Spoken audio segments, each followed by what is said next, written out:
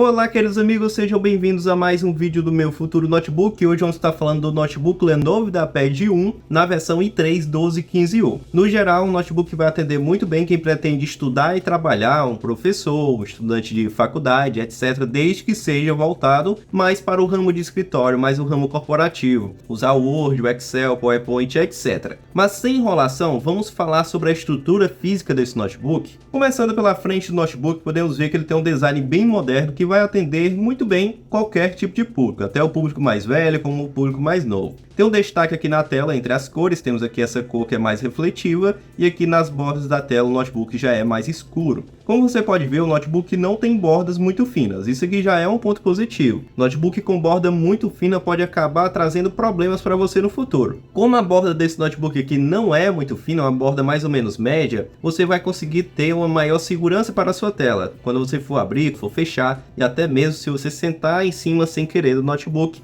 Uma borda mais espessa pode evitar um problemão para você. Outro fator interessante é que em toda essa borda aqui podemos encontrar protetores para o fechamento da tela, e esses protetores auxiliam para evitar também acidentes em que a tela possa se chocar diretamente com o teclado. Na parte de cima do notebook podemos ver que existe uma aba para facilitar a abertura e também tem aqui uma proteção de privacidade para o webcam com uma entrada para o microfone. Essa aba é muito importante no dia a dia, porque ela facilita demais. Notebooks que não tem essa aba é muito dificultoso estar abrindo ele sempre. O fato dele ter também a proteção de privacidade na câmera, né, até por isso também que tem a aba, a gente consegue ter uma maior segurança, porque se você for hackeado na internet, alguém invadir o seu notebook e você fechar o webcam, ele pode tentar ver a sua câmera e não vai conseguir, porque essa proteção é física, ela entra na frente da câmera e não deixa ver nada através dela. Quanto ao webcam e o microfone, aí já não dá para dizer que tem muita qualidade. Só tem 1 megapixel, uma câmera bem simples mesmo, como a da maioria dos outros notebooks do mercado que também possuem câmeras simples e microfones simples. Não dá para esperar muito deles, tá? Se você precisa estar constantemente em chamada de vídeo, reunião e etc, precisa de qualidade de som e de imagem, aí seria melhor você optar por uma webcam externa.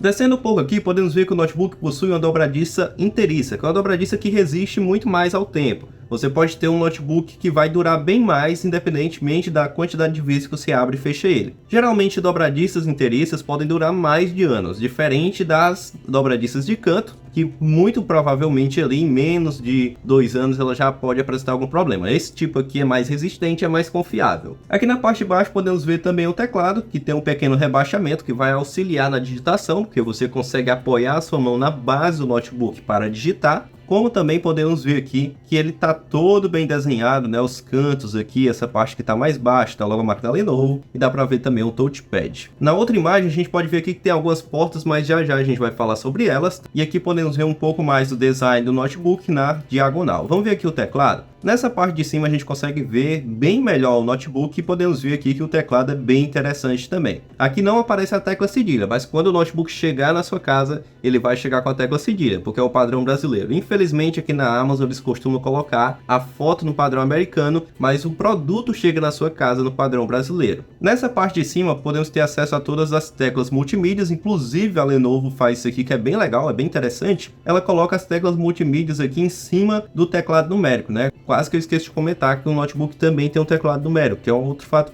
positivo. E aqui facilita demais, porque se você que gosta de trabalhar escutando música, você tem um atalho aqui para pausar, para avançar, para ir para a próxima música e etc, que é bem interessante, né? Melhor do que ficar abrindo o aplicativo sempre. Aqui na parte de baixo você pode ver também que tem um touchpad, ele é quadradão, eu acho que esse é o único diferencial dele mesmo, comparado aos outros notebooks que tem um touchpad mais arredondado. No geral não faz tanta diferença no uso, é um touchpad normal que vai cumprir com a obrigação dele de funcionar para o mouse, né? Para o touch. Aqui vai ter mais algumas imagens do notebook, como você pode ver, né? Umas imagens mais artísticas, mas vamos falar a respeito das portas e conexões desse notebook. Eu peguei aqui do site da Lenovo, que está mais fácil de entender, então vamos começar aqui por essa lateral, que é a direita, e aqui vai ter a entrada para carregar o notebook, que é para conectar o carregador nele e ele de fato ser carregado, né? Receber energia. Em seguida tem uma saída USB padrão aqui para você conectar qualquer dispositivo que tenha uma entrada USB, pode ser um webcam, um microfone, uma luminária, né? O pessoal gosta de usar aquelas lumináriazinhas de LED, USB e etc. Qualquer dispositivo com entrada USB você consegue conectar aí, mesmo que sejam dispositivos que não tenham transferência de dados. Em seguida tem uma saída HDMI, que é um ponto muito importante desse notebook, que é esse um dos motivos que eu falei que ele é bom para professor. Por quê? Por meio da porta HDMI você consegue conectar o notebook em um projetor, em um data show, né, que é mais conhecido assim, e dessa forma você pode dar as suas aulas utilizando slides, e é um notebook de baixo custo, então fica bem bacana para o professor. Como também para estudar, você pode conectar na sua televisão para assistir uma videoaula na tela maior, ou então conectar também no projetor que você tem em casa, da forma que você preferir, ou utilizar um segundo monitor, usando duas telas ao mesmo tempo para estudar, e aumenta aí mais a produtividade. São diversas possibilidades por meio dessa porta, tá? Em seguida tem uma saída USB-C, que é uma porta muito importante e muito interessante também. Por quê? A saída USB-C, pessoal, ela é interessante pelo fato de você poder conectar diversos dispositivos nela. Por exemplo, esse notebook não tem entrada RJ45, mas por meio de um adaptador de USB-C para RJ45, você consegue conectar o cabo de rede, né? E você ainda vai ter uma velocidade muito boa, porque essa porta é uma transferência de dados rápida. E além disso, você pode expandir as portas do notebook por meio dessa porta. São infinitas possibilidades, não vou me estender, senão o vídeo vai ficar muito longo. Para finalizar aqui a lateral direita, tem uma entrada mista para fone de ouvido e microfone. Aqui no caso é para você conectar o fone de ouvido, né? E dessa forma você pode escutar, se ele tiver um microfone já embutido, você consegue falar por meio dele também. Mas se você tiver aqueles fones que tem duas entradas, uma para o microfone e uma saída para o áudio, né, duas separadas, aí você precisa de um adaptador para conseguir usar aqui essa entrada. E em seguida tem uma entrada para cartão de memória. Na verdade é aquele cartão grande, que eu me esqueci o nome dele, eu acho que é SD card, ou é SD somente. É aquele grandão que você pode conectar para expandir o armazenamento do notebook de uma maneira mais fácil, por meio de cartão de memória, ou para acessar foto, acessar vídeo, etc. Por exemplo, você tem uma câmera de segurança, quer salvar ali no computador de uma forma mais fácil de visualizar do que na câmera, e aí você pode utilizar para esse fim ou para outros fins, né? E são infinitas possibilidades também aqui nesse caso. E em seguida tem o botão reset, que é caso o notebook venha a travar, você vai dar um reset nele ali, ele vai reiniciar e voltar, caso ele não responda nenhum comando. Isso pode acontecer independente do notebook ou computador. E aqui tem um pequeno LED para indicar se o notebook está ligado ou não, que é interessante para evitar que você guarde esse notebook ligado dentro de uma mochila, por exemplo, e ele venha a sobreaquecer. Bom, pessoal, essa aqui foi a estrutura do notebook e as portas dele, e como você pode ver, é um notebook bem bonito, bem interessante. Mas agora a gente tem que falar das especificações. Não fuja do vídeo, pelo amor de Deus, eu vou tentar falar de uma forma que todo mundo possa entender, tá? Você vai sair daqui sabendo algo novo. Para você que está comprando, como aqui o quadro é uma análise de compra, pessoal, as especificações geralmente estão acessíveis aqui, ó, na parte de cima. Geralmente falta alguma coisa, o que faltar eu vou procurar com vocês, tá? Mas vamos lá.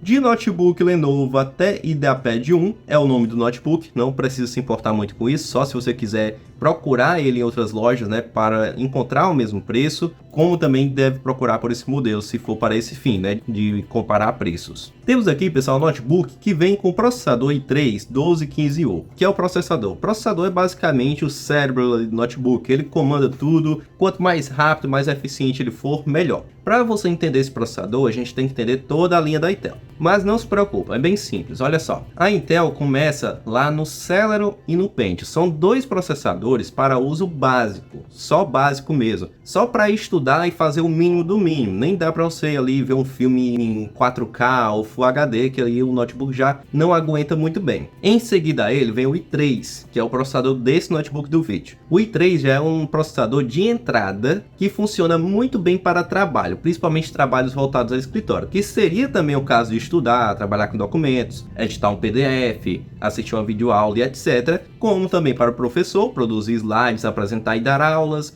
como também para um contador, por exemplo, que executa ali softwares mais leves no notebook, e por aí vai. O i3 é um processador de entrada, ou seja, torna o notebook mais barato, como você pode estar vendo, é um notebook barato, né? Mas é um processador que permite fazer muita coisa, principalmente para esse ramo do estudante, do professor, do contador. E se o seu trabalho, por exemplo, for da área do direito, que trabalha com muitos documentos, teoricamente é um notebook que também deve dar conta. Bom, esse é o processador. Depois do i3 tem o i5, que é um processador mais avançado, depois tem o i7 e o i9, que são processadores mais avançados, que você pode saber mais informações em outros vídeos do canal de notebooks que tenham esse processador. Em seguida ao processador, nós temos 8 GB de memória RAM, DDR4, 3200 MHz. O que é essa memória RAM? E pelo amor de Deus, que palavras difíceis são essas? Pessoal, a memória RAM é um dispositivo, é um tipo de memória que fica dentro do computador, que ela não é permanente. Você não consegue salvar nada nela. Você não salva música, não salva foto, não salva vídeo. Para que ela serve então? Ela serve para você estar abrindo os aplicativos, usando os aplicativos no seu computador, inclusive ao mesmo tempo,